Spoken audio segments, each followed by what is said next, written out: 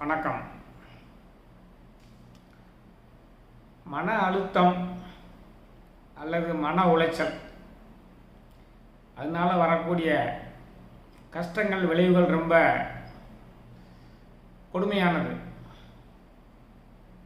அப்போ இந்த மன அழுத்தத்தை எதிர்கொள்வதற்கு என்ன செய்யணும் அப்படிங்கிற ஒரு சிந்தனை தான் இன்றைய பேச்சு. மனம் இருக்குதே, அது நம்ம ஐம்புலன்கள் வழியாக தடிகட்டு ஓடும். அது ஒரு மதம் பிடித்த யானைன்னு சொன்னால் கூட மிகையாகாது. அந்த மதம் பிடிச்ச யானையை ஒரு அங்குசத்தை வச்சு அடக்கணும். அந்த அங்குசம்தான் இறை நாமங்கள். சிவய நம, நமசிவய, எனம சிவ, மசிவயன, வயநமசி. இந்த மந்திரங்களை சொல்லிக்கிட்டே வரலாம். அல்லது ஓம் சரவண பவ என்று சொல்லிக்கிட்டு வரலாம். ஓம் நமோ நாராயணாய நமன்னு சொல்லிக்கிட்டு வரலாம். ஓம் சக்தி ஓம் சக்தின்னு சொல்லலாம். ஸ்ரீ ராம ராம ராமேதி ரமே ராமே மனோரமே சகஸ்கிரநாம தத்துல்யம் மனோராமே வர்ணனே அந்த மந்திரத்தை சொல்லலாம். ராமங்கிற நாமங்க அதுக்கு மகா சக்தி இருக்குது. அப்போ இந்த மனம் என்ற மதம் பிடித்த யானையை அடக்கிறதுக்கு இந்த இறை நாமங்களை பயன்படுத்தி அந்த மனசை நேர்வழி செலுத்தணும், சலனமற்றதாக ஆக்கணும். மனதை சலனமற்றதாக ஆக்கியாச்சுன்னா இந்த மன அழுத்தங்கள் குறையும். மனதை சலனமற்றதாக ஆக்குறதுக்கு பெயர் தான் மனோமௌனம் என்று பெயர். மனோமௌனம் என்று பெயர். அப்போ இந்த மன உளைச்சல் அல்லது இந்த மன அழுத்தம் எதனால ஏற்படுது? நல்லா சிந்திச்சு பாருங்க. இந்த மனம் அந்த நன்றல்லாத விஷயங்களை பற்றி நினைத்து கொண்டிருப்பதையே செய்து கொண்டிருந்தால் மன அழுத்தம் வருதுங்க. இப்போ நேற்று ஒரு விரும்பத்தகாத சம்பவம் நடந்திருக்கு. அதில் உங்கள் மனசு ரொம்ப பாதிக்கப்பட்டிருக்கு, மனச்சோர்வு அடைஞ்சிருக்கீங்க, அதனால் உடல்நலம் பாதிக்கப்பட்டிருக்கு. நேற்று இரவு போய் தூங்கிட்டீங்க. மறுநாள் விழித்தெழுகும் பொழுது நேற்றைய அந்த நினைவுகளை அழித்து விட வேண்டும். ஒவ்வொரு நாளையும் இன்று புதிதாய் பிறந்தோம் என்னுமாறு ஆரம்பிக்கணும்.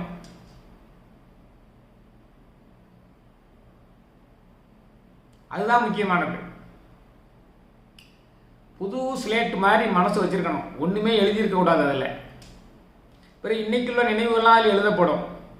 இன்னைக்கு சாயங்காலம் தூங்கின உடனே அந்த நினைவுகள் பூராமே மறக்கப்பட வேண்டும். மறதி இறைவனால் கொடுக்கப்பட்ட வரப்பிரசாதம், அதை பயன்படுத்தணும். நன்று அல்லது அன்றே மறப்பது நன்று. ஏன் மன அழுத்தம் கூட்டிட்டு வருதுன்னா, பழைய நினைவுகளை சுமந்து கொண்டிருப்பதனால தான் மன அழுத்தம் வருது. தேவையற்ற சுமைகளை இறக்கி விடுங்கள். தேவையற்ற சுமைகளை இறக்கி விடுவதற்கு என்ன செய்யணும்? உன் நண்பர்களுடன் அழலாவி மனம் விட்டு பேசி மனதை எளிமையாக்கலாம். உங்கள் வாழ்க்கை துணைவியுடன் பேசி சுமைகளெல்லாம் இறக்கி, வாழ்க்கை துணையுடன் பேசி, ஆணாக இருந்தால் மனைவியுடனோ பெண்ணாக இருந்தால் கணவனுடனோ பேசி சுமைகளை எல்லாம் இறக்கி விடலாம். உங்கள் பிள்ளைகளுடன் மகிழ்ந்து விளையாடி அந்த விரும்பத்தகாத நினைவுகள் எல்லாம் மறக்கலாம். உங்களுக்கு பிடித்தமான நகைச்சுவை காட்சிகளை பார்த்து ரசித்து வாய்விட்டு சிரித்து அந்த விரும்பத்தகாத நினைவுகளை எல்லாம் மறக்கலாம். அல்லது நான் துவக்கத்திலேயே சொன்ன மாதிரி உங்களுக்கு பிடித்த இறை நாமங்களை சொல்லிக் கொண்டிருந்தால் அந்த இறை நாமங்கள் எல்லாம் நேர்முக சக்தி உள்ளவை. இறை நாமங்கள்லாம் நேர்முக சக்தி உள்ளவை.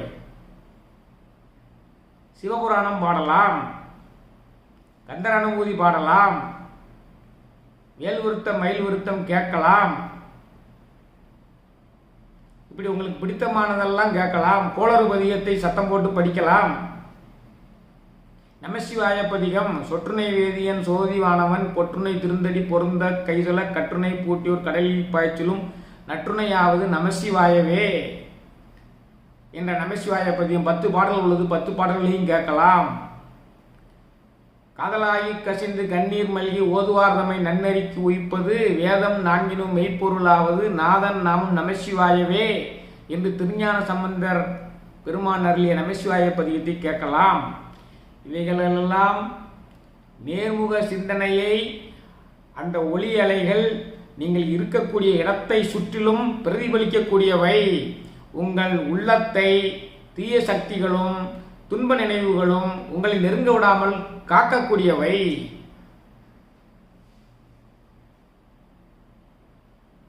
மனதை ஆற்றுப்படுத்துவதற்கு பழக வேண்டும். மனம் தெளிந்த நீரோடை மாதிரி சலனமற்று இருக்குமாறு செய்ய வேண்டும். ஒவ்வொரு நாளும் இன்று புதிதாய் பிறந்தோம் என்னுமாறு வாழ்க்கையை ஆரம்பிக்க வேண்டும். மனிதர்களுக்கு கவலைகளும் மன அழுத்தங்களும் எதனால் வருகின்றன? எதிர்பார்ப்புகள். நீங்கள் எதிர்பார்த்த கல்வியை உங்கள் பிள்ளைகள் படிக்க வேண்டும் என்று விரும்புகிறீர்கள்.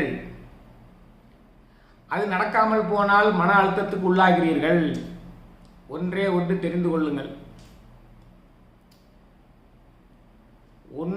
ஒவ்வொரு ஆன்மாவும் இறைவனை நோக்கிய பயணத்தில் தனித்தனி. அது இந்த பிறவியில் என்ன வினையாற்ற வேண்டுமோ அதைத்தான் வினையாற்றும். நீங்கள் உங்கள் பிள்ளை மருத்துவராக வேண்டும் என்று விரும்பலாம். ஆனால் அது பொறியாளராகி ஏராளமான பாலங்களை கட்ட வேண்டும் என்பதுதான் விதியாக இருந்தால் அதுதானே நடக்கும். அப்போ அந்த பிள்ளையை அதன் வழியில் வாழ விடுங்கள். அதற்காக கவலைப்படாதீர்கள்.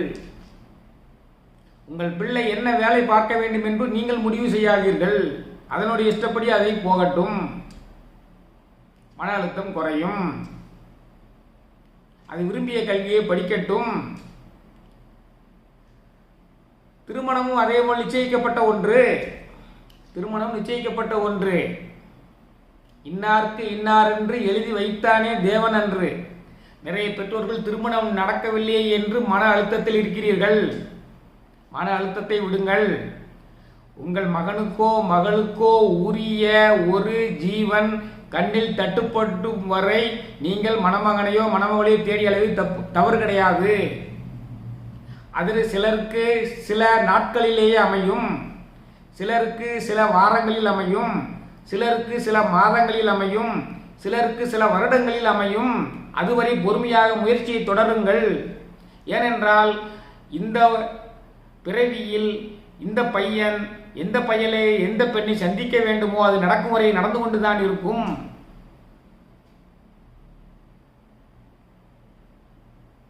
அதற்காக நீங்கள் தேவையில்லாத மன அழுத்தத்தை ஏற்படுத்தி கொண்டு இருக்க வேண்டாம். மன அழுத்தத்தை குறைப்பதற்கு முதலில் செய்ய வேண்டியது பழைய நினைவுகளை தூரப்போட வேண்டும். இரண்டாவது, எதிர்பார்ப்புகளை களைய வேண்டும். எதிர்பார்ப்புகள் தான் இது. என் பையன் என்ன படிக்கணும், என் பையன் என்ன வேலை பார்க்கணும், என் பையன் எந்த பொண்ணை கல்யாணம் முடிக்கணும் அப்படிங்கிறதெல்லாம். இந்த எதிர்ப்புகளை எல்லாம் தூரப்போடுங்கள்.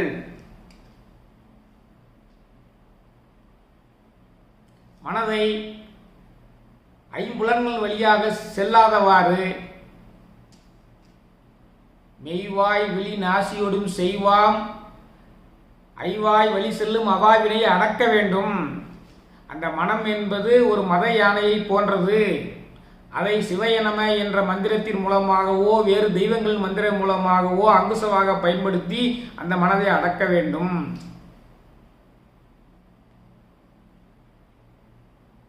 முதலில் பழைய நினைவுகளை தூரப்பட வேண்டும். இரண்டாவது, எதிர்பார்ப்புகளை குறைக்க வேண்டும். எண்ணம் இருக்கக்கூடாது. தீர்மானிக்கப்பட்ட வாழ்வையைத்தான் வாழ்ந்து கொண்டிருக்கிறோம். ஒவ்வொரு ஆன்மாவும் இந்த பிராரத்த கர்மத்தில் என்ன அனுபவிக்க வேண்டுமோ அதைத்தான் அனுபவித்துக் கொண்டிருக்கும். அதைத்தான் நாம் செய்து கொண்டிருக்கிறோம். அதைத்தான் செய்யும். ஆக நீங்கள் ஒரு எதிர்பார்ப்பை வளர்த்துக்கொண்டு ஏமாற்றம் அடைந்து மன அழுத்தத்துக்கு ஆளாகக்கூடாது. அதன் பிறகு மனதை கட்டுப்பாடு இல்லாமல் செல்ல வைத்து மன அழுத்தத்துக்கு ஆளாகக்கூடாது. மெய்வாய் விழி நாசியோடும் செவியாம் ஐவாய் வழி செல்லும் அவாவினையே அடக்க வேண்டும் என்று அருணகிரிநாதர் சொல்கிறார்.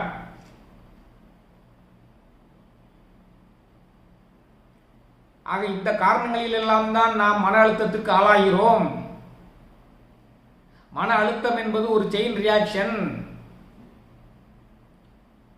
அதனால மனதோடு கோபம் நீ வளர்த்தாலே பாவம், மெய்யான அன்பே தெய்வீகமாகும் என்று வாழ வேண்டும். மனதில் தீய எண்ணங்களை புறந்தள்ளிவிட்டு அன்புடையவனாக வாழ்வதற்கு பழக வேண்டும். இப்போ ஒருத்தன் ஆஃபீஸுக்கு கிளம்புறான், ஆஃபீஸுக்கு கிளம்புற நேரம் வீட்டில் சண்டை போடுறான். ஏதோ ஒரு வாக்குவாதம் வருகிறது, வழக்கம் போல எல்லா வீட்லேயும் வரக்கூடியது தான். அது மனசில் ஒரு ஓரத்தில் அப்படியே அடிச்சுக்கிட்டே இருக்குது. அப்படியே இங்கே வாரான், டிராஃபிக்கில் ஒருத்தன்கிட்ட போய் இடிச்சிட்டு சண்டையை போடுறான்.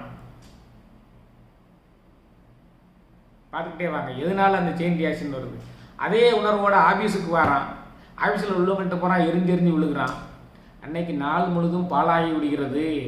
காலையில் ஏற்பட்ட அந்த மன அழுத்தம் நன்றல்லதை அன்றே மறந்து விட்டு வந்தால் இந்த பிரச்சனை வருமா? வராது. அப்போ இந்த மனம் என்ற கருவியை பயன்படுத்த தெரிய வேண்டும்.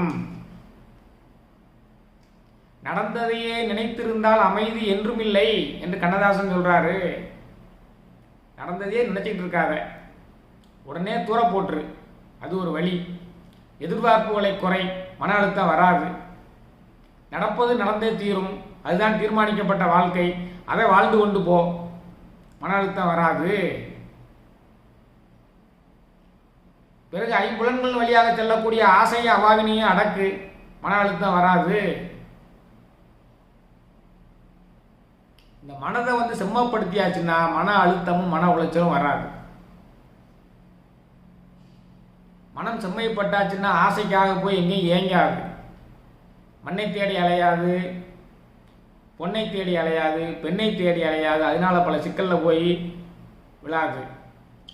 நிலையில் தெரியாது அடங்கியான் தோற்றம் மலையினும் மானப்பெரிது.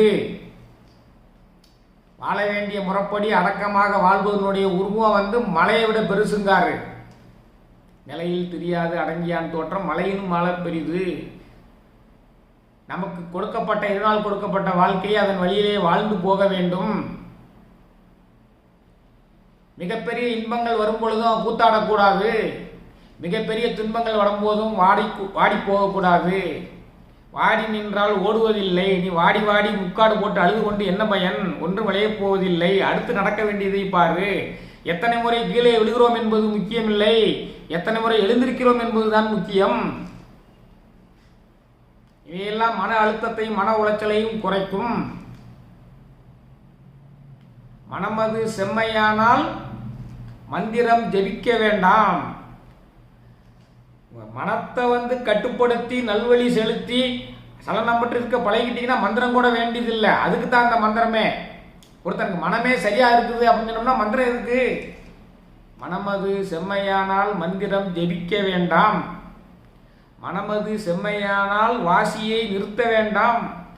மனமது செம்மையானால் வாயுவை உயர்த்த வேண்டாம். மனமது செம்மையானால் மந்திரம் செம்மையாமே. எல்லாமே கிடைச்சிரும்னு அகத்திய பெருமான் சொல்றாங்க. மனமது செம்மையானால் மந்திரம் ஜெபிக்க வேண்டாம். எந்த மந்திரத்தையும் சொல்ல வேண்டியதில்லை. மனத்தை நல்வழிப்படுத்துறதுக்கு தான் இந்த மந்திரங்கள்லாம். சிவயனமே என சிந்தித்திருப்பார்க்கு அபாயம் ஒரு நாளும் இல்லைன்னு அவ்வை சொன்னது இந்த மனதை செம்மைப்படுத்துறதுக்கு தான். இப்போ மனமது செம்மையானால் மந்திரம் ஜெபிக்க வேண்டாம். மனமது செம்மையானால் வாசியை நிறுத்த வேண்டாம். இந்த மூச்சை நிறுத்தி பிராணாயாம பயிற்சியை செய்து அதன் வழியாக இறைவனை அடையக்கூடிய வழியை கூட நீ செய்ய வேண்டியதில்லை. மனமது செம்மையானால் வாயுவை உயர்த்த வேண்டாம். குண்டலினியை எழுப்புவதற்காக வேண்டி நீ வாயுவை உயர்த்தக்கூடிய வேலையை செய்ய வேண்டாம். மனமது செம்மையானால் மந்திரம் செம்மையாமே. இந்த மனம் செம்மையாச்சுன்னா உனக்கு மந்திரமே கைகூடி விடும், இறையருள் கிட்டிவிடும். அப்போ மன அழுத்தத்தை குறைப்பதில் இவ்வளவு விஷயங்கள் இருக்கிறது. ஒன்று, நன்றல்லது அன்றே மறந்துவிட வேண்டும். அதிகமான எதிர்பார்ப்புகளை வைத்துக்கொண்டு பிள்ளைகள் மேல் எதிர்பார்ப்பு, சந்ததியர் மேல் எதிர்பார்ப்பு, தொழிலின் மேல் எதிர்பார்ப்பு, திருமணத்தில் எதிர்பார்ப்பு, இந்த எதிர்பார்ப்பு எல்லாம் வளர்த்து கொள்ளாமல் இருந்தால் மன அழுத்தம் குறையும். பழைய நினைவுகளை தூர போடணும், எதிர்பார்ப்புகளை பூரா குறைக்கணும். ஏன்னா தீர்மானிக்கப்பட்ட வாழ்க்கையை தான் நம்ம வாழப்போகிறோம். தீர்மானப்பட்டதுதான் நடக்கும். தீர்மானிக்கப்பட்ட மணமகனோ தான் அமையும். தீர்மானிக்கப்பட்ட கல்வி தான் கிடைக்கும். தீர்மானிக்கப்பட்ட வேலை தான் கிடைக்கும். அப்படி என்று இருக்கும் பொழுது நீங்கள் எதற்காக எதிர்பார்ப்புகளை வளர்த்து கொண்டு மன அழுத்தத்தில் அலைகிறாய்? அதற்கு பிறகு ஐம்பொறிகளின் வழியாக செல்லக்கூடிய மனதை கட்டுப்படுத்து. ஐம்பொறிகளின் வழியாக செல்லக்கூடிய மனதை கட்டுப்படுத்தினா பேராசை என்னும் விலங்கு போயிடும். ஏன்னா அடுத்தவனை பார்த்து கவலைப்பட வேண்டிய அந்த மன அழுத்தம் உனக்கு வராது. அதற்கு பிறகு மனதில் கோபத்தை வளர்த்து கொள்ளாதே. மனதில் கோபத்தை வளர்த்து கொண்டிருந்தால் அது செயின் ரியாக்ஷன் மாதிரி அது பல்லு சமுதாயம் வரைக்கும் பரவி உனக்கு தேவையில்லாத மன அழுத்தத்தையும் சண்டை சச்சரவுகளையும் உண்டு பண்ணும். இதான் பொதுவாக மன அழுத்தம் வருவதற்குரிய காரணமும் அதை எதிர்கொள்வதற்குரிய வழிமுறைகளும். அறிஞர்கள் சொன்னீப்பா நம்ம கேட்க வேண்டும். மனமது செம்மையானால் மந்திரம் ஜெபிக்க வேண்டாம். மனமது செம்மையானால் வாசியை நிறுத்த வேண்டாம். மனமது செம்மையானால் வாயுவை உயர்த்த வேண்டாம். மனமது செம்மையானால் மந்திரம் செம்மையாமே. நிலையில் தெரியாத அடங்கியான் தோற்றம் மலையினும் மானப்பெரிது. அப்படிப்பட்டவனுக்கு மன அழுத்தமே வராது.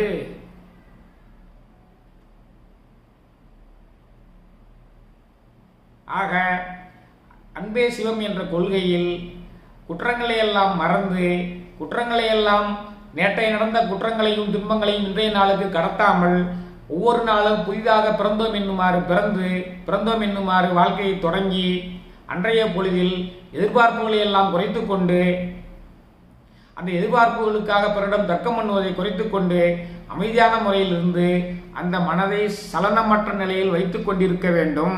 அப்படி இருந்தால் இந்த மன அழுத்தம் என்ற வியாதியிலிருந்து நீங்கள் விடுதலை பெறலாம்.